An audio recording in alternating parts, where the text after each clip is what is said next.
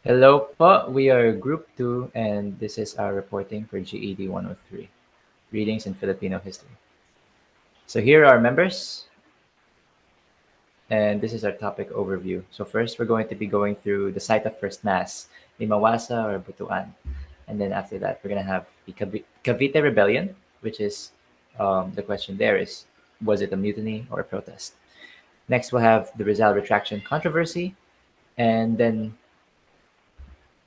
wait lang. And then yeah, we'll have the Cry of Rebellion, Sigaw sa Balintawak, or Sigaw sa Pugad Lawin. Go ahead po. Celebration of the first Catholic Mass in the Philippines is a landmark event in the nation history, symbolizing the introduction of Christianity. This significant ceremony was conducted by the crew of Ferdinand Magellan expedition on March 31, 1521, which was Easter Sunday. However, the exact location of this event has been a subject of historical discussion for centuries. The debate primarily centers on two locations: Limsao Island in southern Leyte, which is the site of officially recognized by the nation government and most historians. Masawa in Butuan, Agusan del Norte, which is a traditional and strongly held alternative claim on local history and reinterpreted evidence. Next slide. Historical context.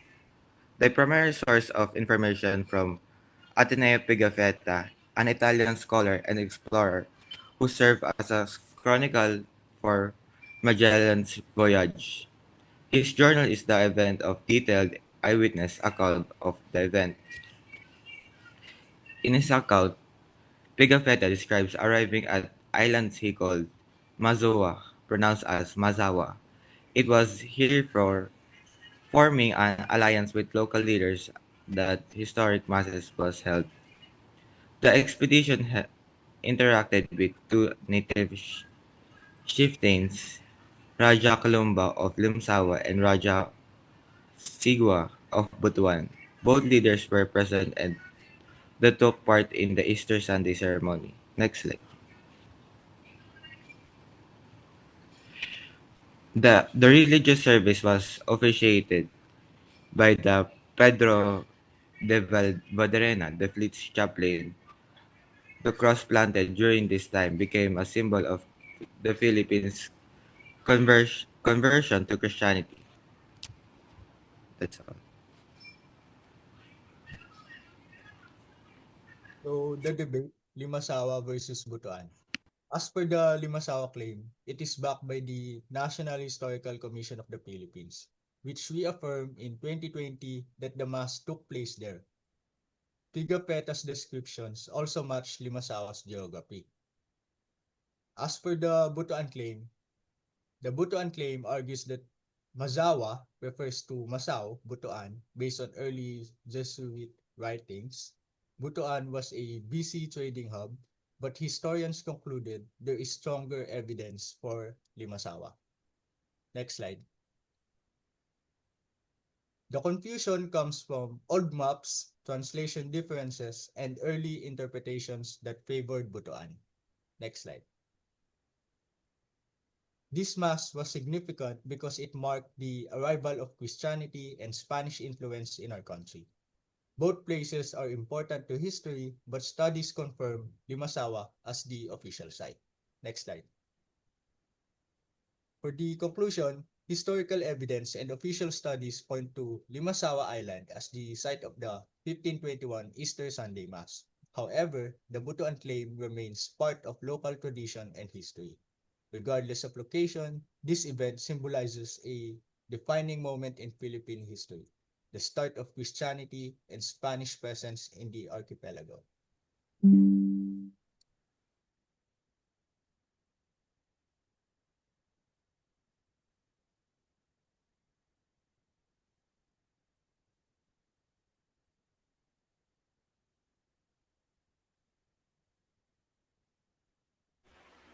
Adrian, next po. So, to give some historical context about the Cavite Rebellion, and before we delve whether it is a mutiny or protest, during the early days of 1872, a rebellion began at Cavite. This was due to an organized arrangement that fireworks during the evening of January 20, 1872. However, during that same night, people from Sampaloc, Manila were celebrating the feast of Our Lady of Loreto. And due to this misinterpretation, 200 native Filipinos who were under Sergeant La Madrid assassinated the commander of the fort, San Felipe. Next slide, please.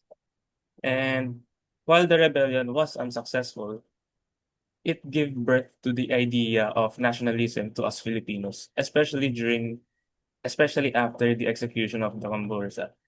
And moreover, Rizal acknowledged the three martyrs and dedicated one of his two masterpieces, El Filibusterismo, which inspired the revolution. Just to preface, um, we have some definitions for mutiny and protest so we can clearly define which is which.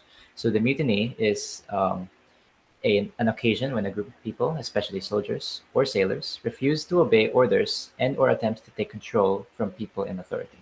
And a protest is a strong complaint expressing disagreement, disapproval, or opposition. So there are a few arguments that point towards whether the Cavite Rebellion was a mutiny or a protest, and we'll name a few. For mutiny, we've understood that Jose Montero y Vidal had claimed that Filipinos wanted to overtake the Spanish regime, and Dr. T.H. Pardo de Tavera claimed that the event was a mutiny. Quote unquote, the mutiny in Cavite gave the conservative element, that is, those who favored a continuation of the colonial modus vivendi. And for the protest argument, we've seen that Gov- Governor Izquierdo stated in his report that the Cavite Rebellion was a protest, and that while Spanish accounts claimed it was a mutiny, the uprising was fundamentally formed from the unfair treatment of Filipino workers, and thus was born from demands to reforms. To conclude, the Cavite Rebellion was most likely a mutiny. With Jose Montero y Vidal's records, he claimed that the rebellion was executed by Filipino soldiers against their higher-ups. Dr. T.H. Pardo de Tavera stated that it was a mutiny and was executed by the Cavite arsenal. And while Governor Izquierdo stated it was a protest, he also mentioned that the uprising of the rebellion had roots in the artillery and infantry, thus making it most likely a mutiny. Whether it may be a mutiny or a protest, it definitely had significance in the fact that it gave way for nationalism, the spark in the Philippine zeitgeist.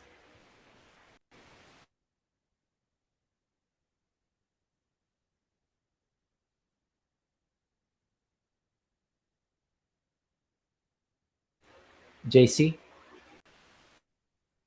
The debate about introduction. The debate about Jose Rizal's supposed retraction of Masonry and liberal views prior to his death in 1896 has long polarized historians, the Church, and Filipino society. Believers maintain that he signed a retraction, reconciled with the Catholic Church, and married Josephine Bracken.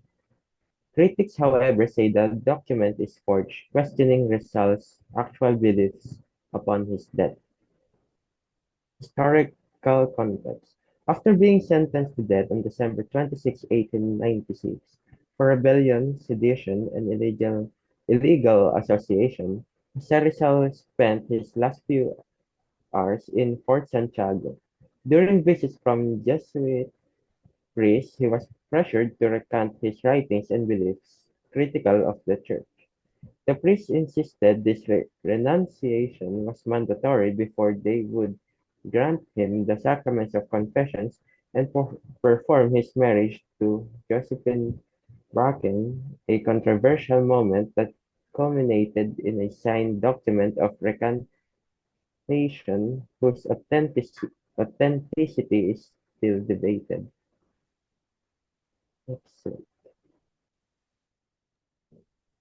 So the debate, is it forgery or retraction? For those who say he retracted, cite eyewitnesses like Father Vicente and Lieutenant Mariano Gallegos. Father Vicente even described how Rizal carefully wrote the retraction, making corrections and adding phrases like spontaneous and voluntary to show sincerity. According to their accounts, Rizal then confessed, prayed devoutly, received communion, and married Josephine Brackett. In 1935, the church announced they had found the retraction document in their archives, which they presented as proof. But critics argue otherwise, and the document had been missing for almost 40 years before its sudden reappearance, raising suspicions of forgery.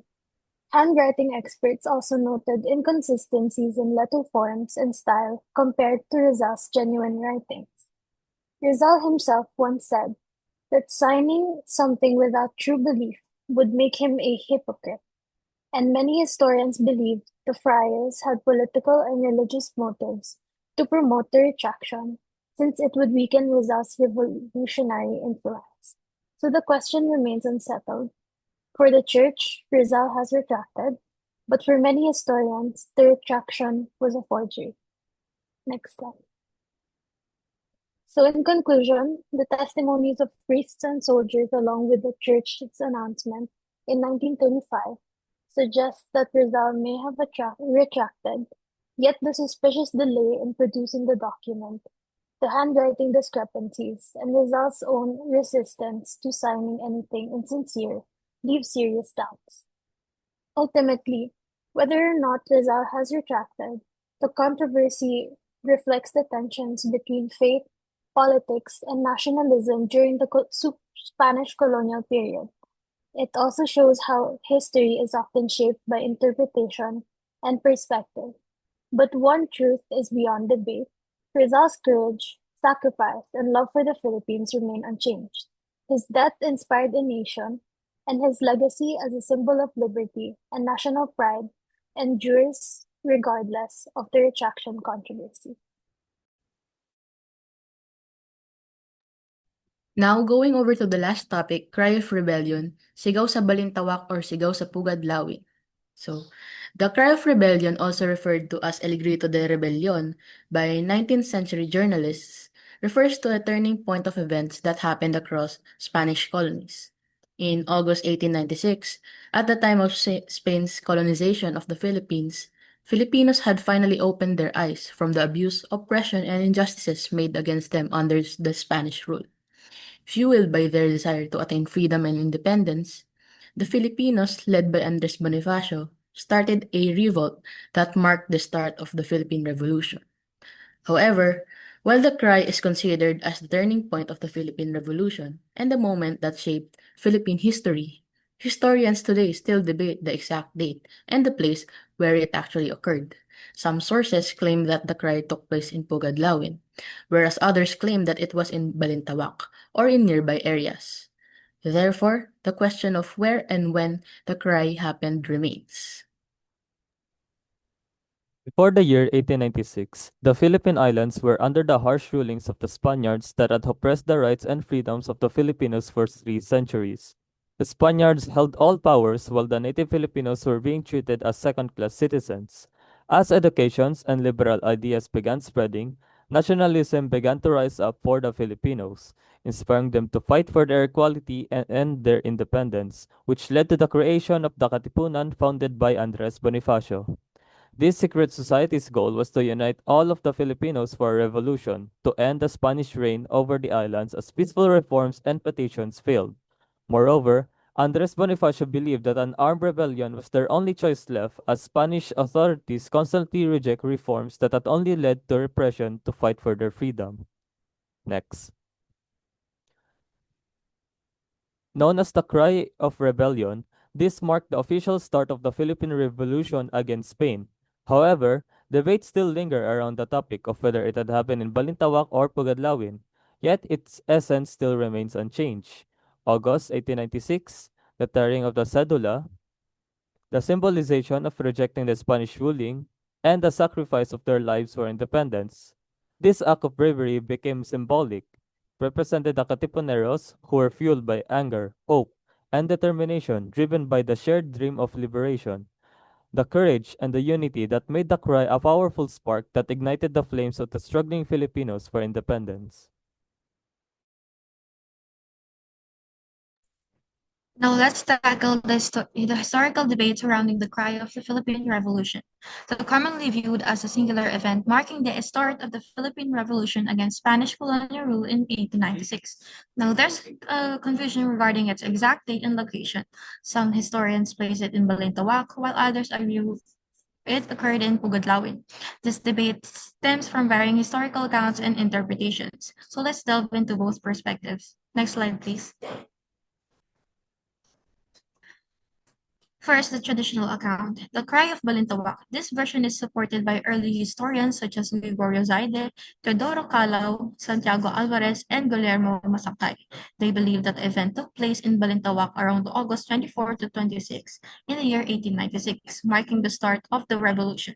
This account was widely accepted until 1962. While on the other hand, the cry of Pugadlawin is based on the account of Pio Valenzuela as interpreted by historian Teodoro Agoncillo. According to this version, the cry occurred in Pugadlawin, Quezon City on August 23, 1896. This interpretation became the official narrative in 1963, endorsed by President Diosdado Macapagal and the National Heroes Commission.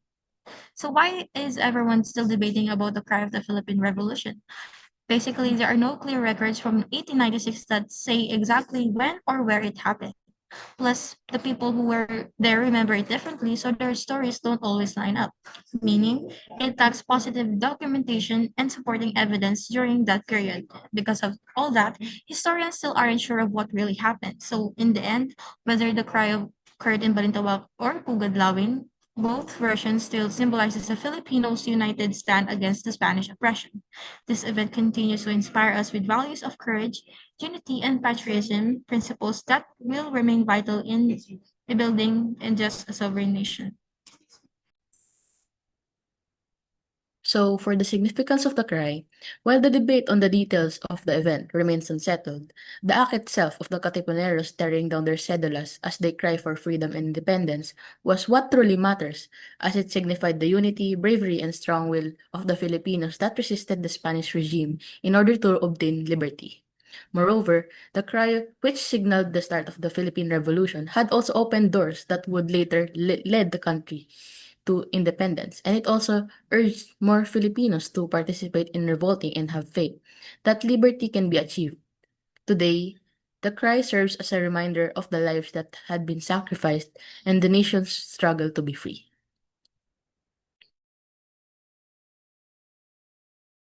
So finally, here are our references, and that is all. Thank you very much. This was Group 2, and thank you for listening.